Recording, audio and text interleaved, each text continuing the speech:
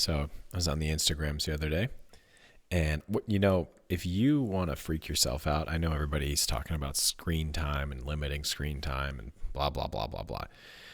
The screen time one is kind of interesting and maybe a little scary when you look at it. Oh, that's a lot of time. And you do the math. You're like, oh, I spend that much time on Instagram? Whatever. The one thing you should look at is how many phone pickups you do throughout the day. I looked at that number and I was like, holy shit. What am I mean, if you pick it up once, maybe you have some screen time, you're reading stuff, maybe you are just doom scrolling, but I looked at how many times a day I was picking up my phone.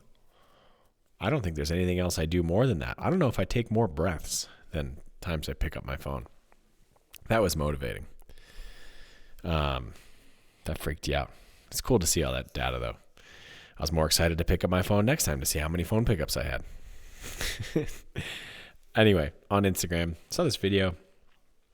I've seen a couple of this guy. He wears really short shorts and breathe right strips on his nose or nasal strips. I can't tell if it's fake or real. Talks a lot about being successful and working hard. Sales guy. Pretty jacked dude, which is cool. Comments on his posts are great. It's really worth everything that he's posted. It's just to see the comments. The internet always wins, and I absolutely love it. I saw somebody today. Wow. Oh, never mind. We'll get into that one in a second. But anyway, sales guy, short shorts, always wearing nasal strips. Hope he's breathing really well. Makes me want to take a deep breath. And in it, he was talking something about like what motivates him, and he's talking to some guy about how many cars he sells. Oh, I sell 10 cars a month. And the motivational sales guy asked, could you sell 40? The guy's like, well, yeah, maybe. And he's like, so you could sell 40 cars, but you're only selling 10? What if somebody broke into your house and held a gun to your wife's head and said, if you don't sell 40 cars, he's like, would you sell 40 cars then? And, of course, the guy's like, oh, yeah. He's like, you got to live like that every day, something like that. I don't know. I'm embellishing a little bit, but also summarizing slightly. And got me thinking about motivation. So one of the things I've thought about in the past, and it really came to me clearly today. I was doing a workout, beautiful day, great workout. Had some thrusters, dumbbell thrusters, and dumbbell snatches, and double unders and push-ups. And in it, the push-ups were just getting gnarly. It was hot out. It's kind of just slowing down. Didn't need to, just felt uncomfortable, so I did, especially on the thrusters. And I thought to myself this thing about motivation, and we've talked about it in the past, this is a lesson I've learned from others, is you got to have lots of motivations lined up.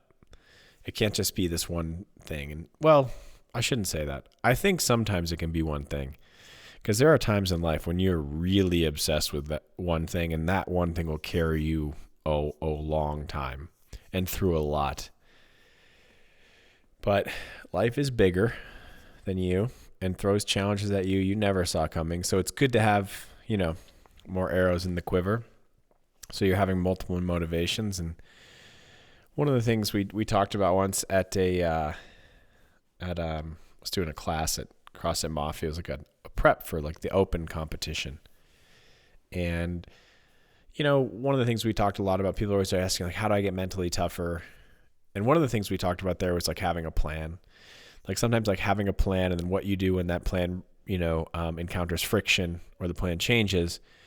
Thinking about this stuff and having a strategy and plan can be really effective in kind of quote unquote building mental toughness, right? Because if you're surprised by something or fatigue sets in or you receive a challenge in the moment, you don't just default to what is comfortable, which is usually, hook grip your shorts and lean over frothy mouth, spit and buttermilk looking for the chalk bucket.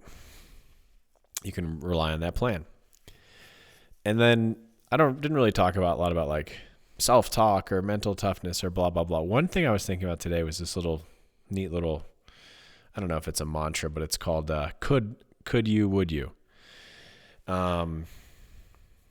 Or could I, would I guess this probably makes sense. And as I was sitting there struggling through some reps, I asked myself, I said, because I wanted to keep going. I was just feeling uncomfortable. One of the things I thought about was, could I do one more rep for myself? The answer is yes, did one more rep. And then I thought to myself, I kind of went through a list. because I was thinking about this guy, this motivational guy with the nasal strips. If somebody was threatening your loved ones, what would you do? I'd sell 1 billion cars. I'd do as many reps as I could until I could not do reps anymore. And so then I thought about, somebody else I really cared about. I was working out with Cassandra. So I thought to myself, could I do one more rep for Cassandra? And I thought, yes. So I did another rep. Then I just kind of went down this list. It was nice because when you're a little bit distressed, the people you care most about, forefront of your mind, pop in your head. So went down this list of people I really cared about. And, could I do a rep for so-and-so? Yeah, absolutely. Do another rep. And it was a cool little exercise, and it won't work all the time. But it was nice, and it reminds me that sort of active prayer, active meditation concept we talked about many podcasts ago, which maybe comes around again. But it was nice to kind of go through this walkthrough of people I really care about when I was feeling a little bit of physical discomfort, little distress, a little mental friction, wanting to not do some reps when there was really no reason to not keep doing them. I definitely physically could. Just, I was just feeling a little like, oh, it's hot. Those dumbbells are heavy. That's how I felt. But going through that exercise was really fun. Could I do? And I think there's a couple important things here I also thought about with this. One is I do think it's got to start with you. Because I think if you can't do one more rep for yourself, if you can't do that one thing for yourself, it'll be really hard long-term to sustain doing things for other people. And that's why I started with me. Could I do one more rep for myself? Yes, I could. Did another rep. Okay, great. Got that out of the way. Could I do another rep for Cassandra? Yeah, absolutely. Hell yeah. Went through the dogs, went through other loved ones, went through a whole bunch of people. I don't know. Neat exercise. Maybe kind of fit it into that exercise of journal box kind of stuff. Maybe it goes with the accountability journal, which we got to do. Goes into the gratitude day. We did that for a month. And then, I was listening. So, okay, moving on. I was listening to this really cool book. Had to take a break from the book on determinism because it's just kind of at this point where it's like massively depressing and it hurts my brain a little bit, talking about moral judgment against all of the evidence that, at least in this fellow's view and through the studies he presents, and there's people out there called compatibilists who don't quite agree with him, that, assigning moral judgment to somebody based on the influence of nature and nurture seems like a really challenging thing to do. I'm kind of looking to see where the book comes out the other side, and in spite of its deterministic conclusion, how do we have a functioning society if that really is the case? It's a super interesting book. It hurts your brain a little bit. So anyway, taking a book break from that, and picked up another book, which is probably going to hurt my brain, but whatever. It looked really cool, and I was flipping through Spotify, and it's called Thinking in Systems, a primer. Get another. Who gives? It's like, good Lord, James, give me another book that'll put me to sleep in 3.5 seconds. Really interesting topics in there, but I think we'll get to those tomorrow at this rate. So what I did want to talk about is it's Wednesday, halfway through the week. I was lazy last week, missed some of the things to talk about accountability. Go through the little accountability exercise because it's uncomfortable, and there's some part of me that thinks because it's uncomfortable and it creates a little bit of tension that's valuable to do, gives the opportunity for some change. So here we are.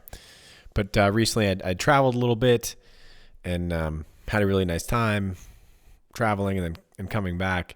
And I'd coming back to Colorado, I had noticed that while I was traveling, there were things, just like how my body felt physically, just clarity, level of alertness, that felt really good while I was on the road. And there were certain things, then I came back here and things just felt off. Like they normally, off, not like they do all the time, but they felt off in ways that they had in the past when I was here. Not so much anxiety, but just being like a little bit on tilt, a little bit more reactive, body not feeling as well, a little bit more sore, a little bit more dyspeptic, just a little bit too eager for the next thing.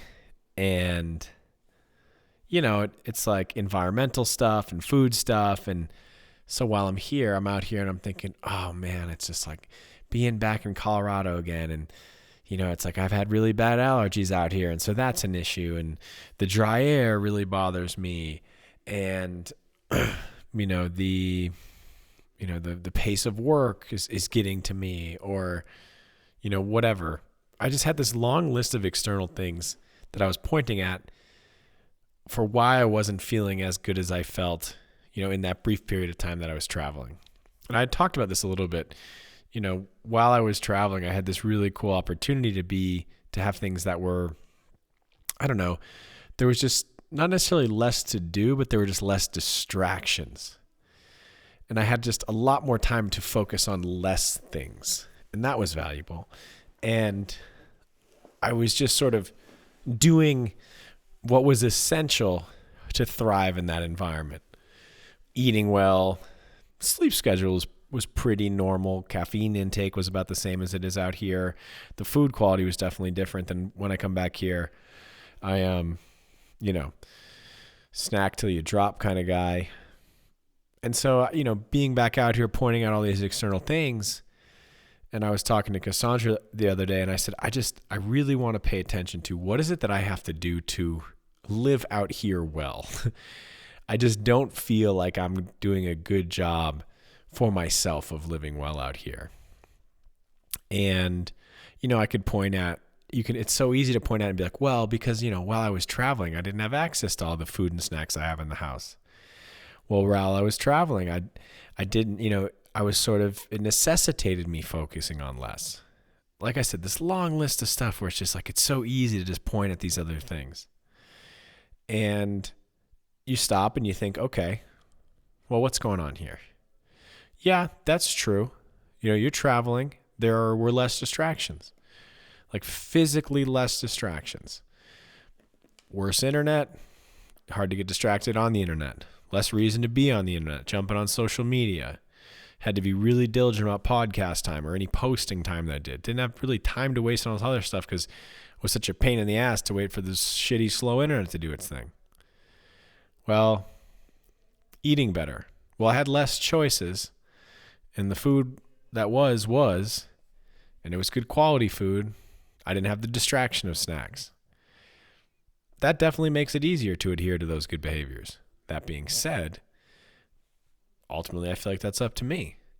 I'm out here, go to the grocery store. I have the chance to buy not Annie's snack mix double, triple cheddar. I have the chance not to need to eat another bag of my Nina tortilla chips because I love them. I don't even have to buy those things, but I do. They're in the house. Probably going to eat them. And look, physically, health-wise, doing okay. These are small peanuts, no pun intended, but it does matter to me. I want to feel good. And I want to feel good without passing the buck. So what can I do? Well, can have less food options in the house. Great place to start. Second thing is, I have more distraction out here. So it's easy for me to be like, well, I have so many distractions and I have so many things I want to do and blah, blah, blah. It's like, yeah, but you choose to do all those things. You can really narrow it down. And that was kind of the whole point of the podcast when it started, was the idea of no lists was because I would make this list, paralysis by the analysis would take hold, or I would just make this list that I could never get through, and I always felt a little bit bummed out that I would never get through it. The whole point of this podcast was, all right, well, what's just the next best thing that I want to do? Well, I want to start a podcast, so we're going to do that. Okay, podcast started. What do I want to do? I want to spend time creating this really cool gift for somebody I care about, and I've been thinking about it for a long time because it's going to take a little effort, going to go through some photos, edit some photos, put them together. Great, did that. Okay, well, that's done. What's the next best thing? Well, I'm going to build a dog bath. I'm putting that off forever. Okay, dog bath's done. What do we want to do next? I don't know. We'll think of the next best thing when we get there. For me, again, it's, I contribute to it by continuing to put, more in my own life for no good reason. And I could mitigate and influence it by focusing on the next best thing, those things I just want to do the most. and that I know make me feel the best. But anyway, more tomorrow.